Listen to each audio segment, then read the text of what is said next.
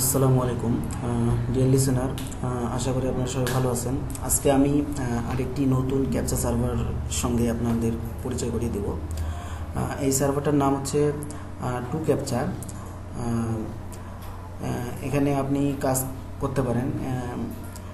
এটা instant pay করে।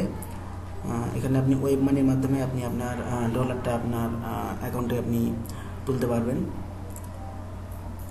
এখানে মিনিমাম উইথড্রল লিমিট হচ্ছে $0.5।